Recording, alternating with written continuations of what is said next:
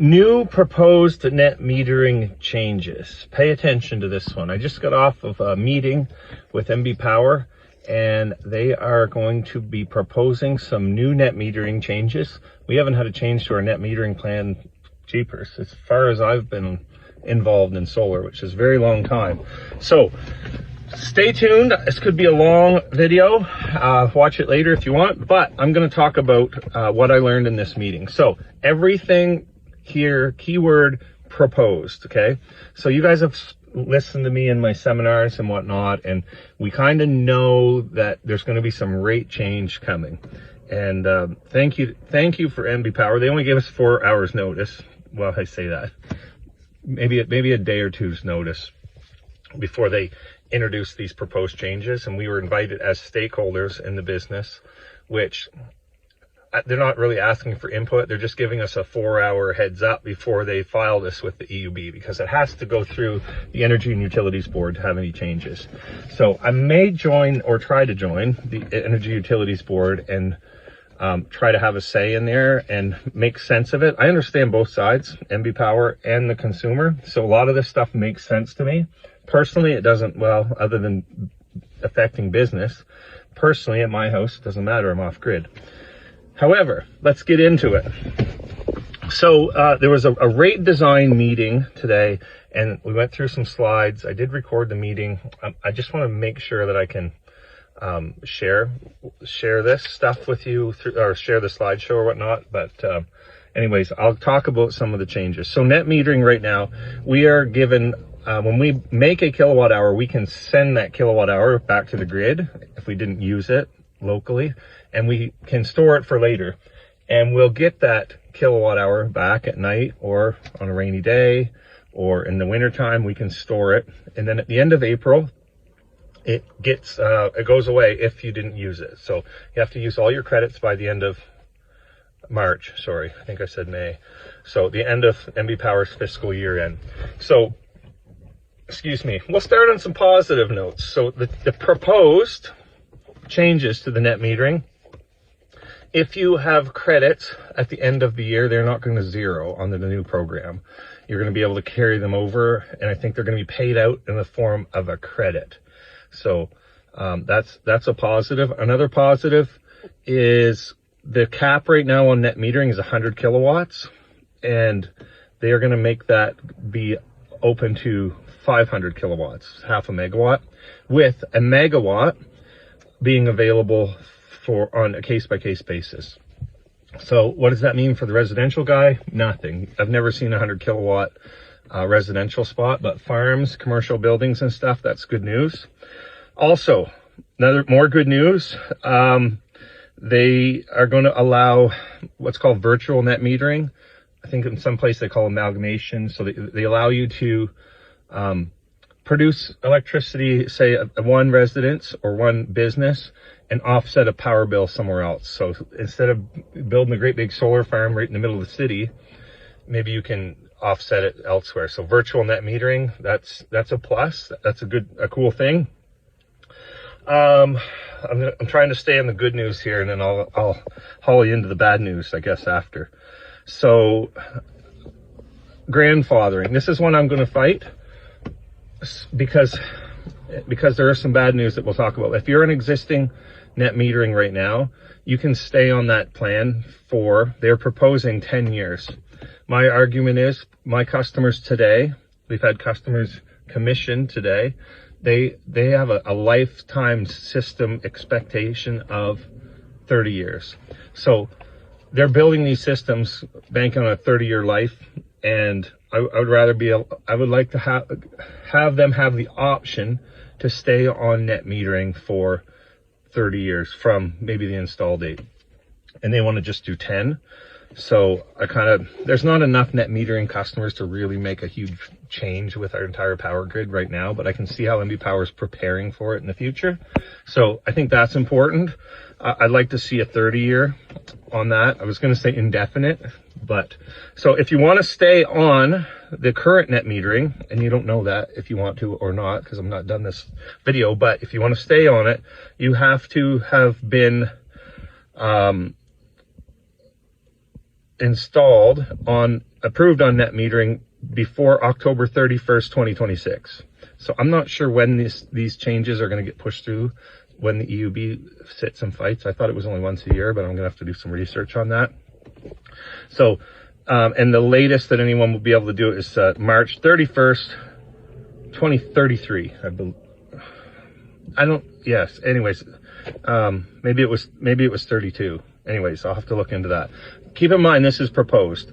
Okay, so also on the new net metering, so this is going to be anybody installed, say, next year, because these changes are supposed to be, if they get pushed through, will be available or will be enforced on April 1st, 2027. Sorry, all these dates have got me jumbled. They just came out of this meeting. I'm just looking off some notes.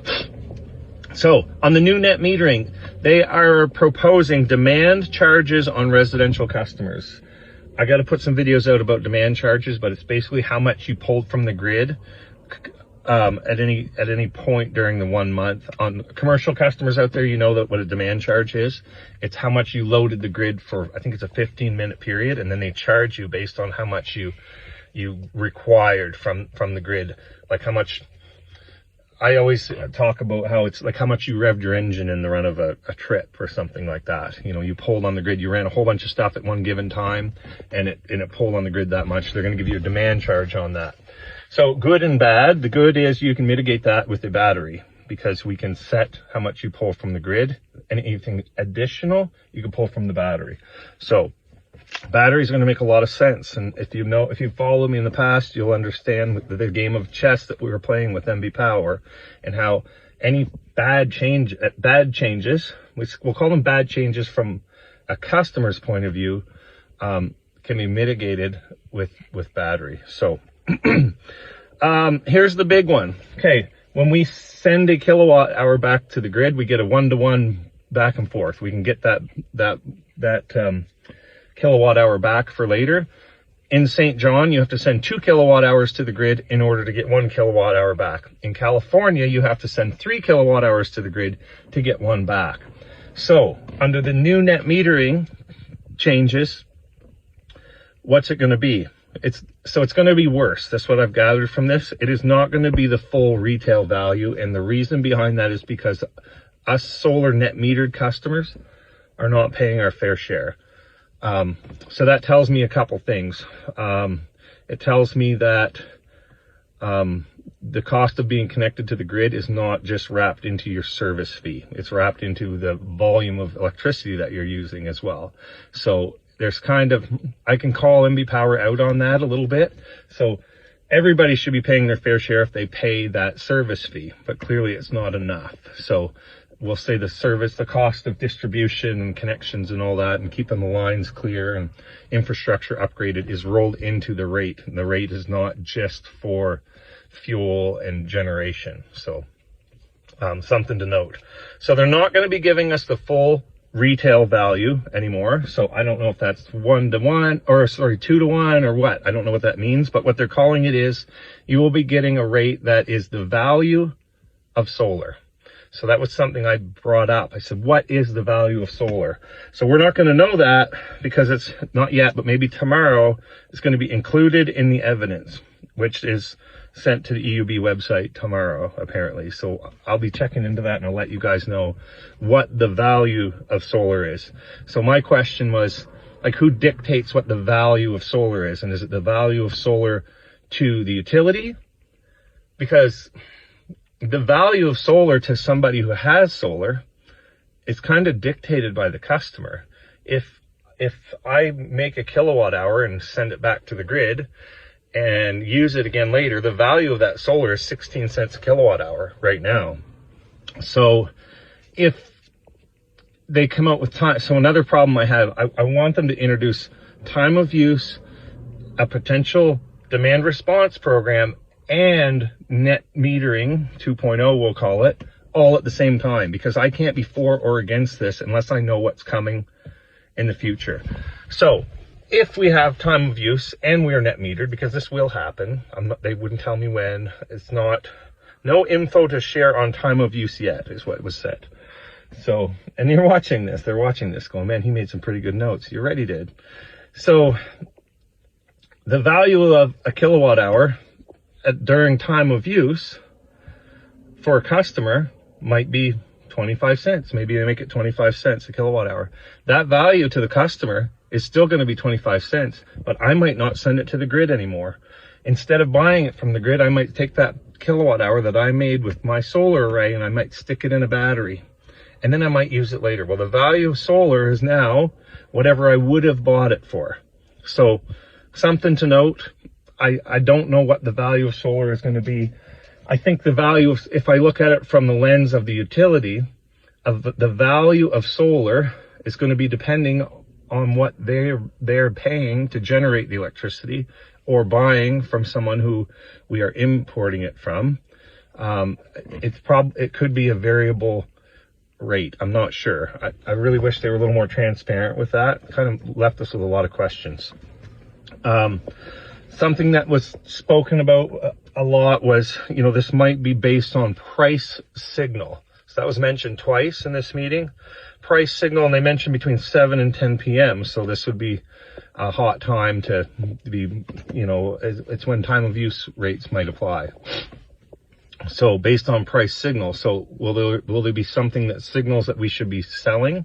That would be a demand response program, perhaps, especially if we have batteries. So another thing that should be mentioned is this demand charge on customers. It sounds like they're going to introduce it on net metering customers only. Maybe we're the beta, but I do think that demand charges are going to also be applied on residential customers with a new time of use rates when they come out. They need to be more transparent with this, because they can't be putting these policies out when we know there's another policy that's going to come out, unless it's strategic. So it needs to all come out at once. That's my thought. So the demand charges are not going to be on the weekends. I did write that down. So yeah, there's a lot to unpack there. What would I do right now if I was a customer? Well, we know that you can still have the same rates that we have now for the next 10 years. And you will be, you know, at the very worst case scenario, you're gonna be able to install a system and have 10 years of the same policy that exists right now. So that makes sense. Going forward next year, depending on how the policies unfold, it's basically everything I've seen. If you've seen my videos about the game of chess with MB Power, the batteries are going to make sense. And I just want to know how time of use is going to affect net metering customers. Will they get was the value of solar connected with time of use? That would be a really good answer to my question. So I will find these answers, and as I know what they are, I'll share them with you guys. So yeah, that's all I know for now. The consensus is it's negative to the net metering program from a customer's point of view. From the utilities point of view, I can see how, you know, dumping a whole bunch of solar on the grid at a retail rate is not conducive to making money for the utility. And I know you think that the utility shouldn't be making money. Well, the utility is actually really good at not making money, as the $6 billion debt has shown us. So I understand that. One takeaway would be, as a stakeholder in this industry, I would love to be part of rate design, not just a bystander, which is how they make it. That is our company. We own that. That is our debt.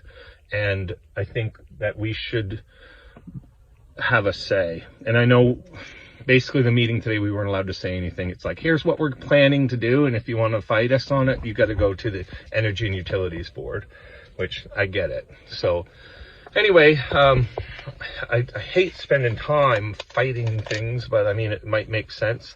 Or we can just see how the cookie crumbles. And at the end of the day, it almost, all these things kind of point towards battery. So it doesn't matter what the policy changes end up being. If you have a battery on your home and solar, what they're doing in Australia and the UK and stuff, we use the grid as a backup. in those countries. We generate our own electricity, and we store our own electricity, and we use our own electricity. And when we can't do that, then we'll buy from the grid. But these places can also be advantageous. These batteries on homes behind the meter can be advantageous to the utility, because there are times when they need power, and we can supply power and get a real good premium. For example, a 14-hour kilowatt hour in battery in Nova Scotia through the demand response program nets a customer almost $3,000 in the run of a year if you allow the utility to use it the 12 times that they called it during the peak times where the utility is in dire need of electricity. So the utility has batteries they can call on. The homeowners own them. The homeowners get paid royally for them. We're talking 2-year payback. The utility wins. The customer wins because they get paid for it. The customer gets to have resiliency. So if the power goes out, he's got that. He can also shelter himself from time of use because he can use his own electricity when it was cheaper, and he can possibly buy electricity from the grid and charge his stuff when it's really cheap. So I really want to be involved in this. I want to know what the time of use is going to be. I want to know what those rates are. I really love to see an ultra low rate overnight, what Ontario has. They have 3 different price schemes. Be really cool. So this rate design stuff, I really like to be involved with that. MB Power, I know you're all watching this video. Thanks for coming out. And yeah, so I get it from both sides, and I hope that stuff makes sense to you guys. That's 16 minutes of your life watching this video. I thank you for watching it. I am heading to Grand Falls right now. I'm halfway there. I'm in Florenceville. Took this meeting on the road. If you're interested, come on up to the Best Western. We're on the last day of a 7-day East Coast Sun Roadshow, and I love talking about this stuff, as you know. Lots of food for thought while I drive, and I'll be doing a presentation tonight on existing policies. And if you have any questions, or bring a friend along. If you want free donuts and free coffee, I got some stuff here, 7 days old in the truck. I'll be bringing it along. I'm just kidding. We'll get you some fresh stuff. Thanks for watching, and we'll see you later.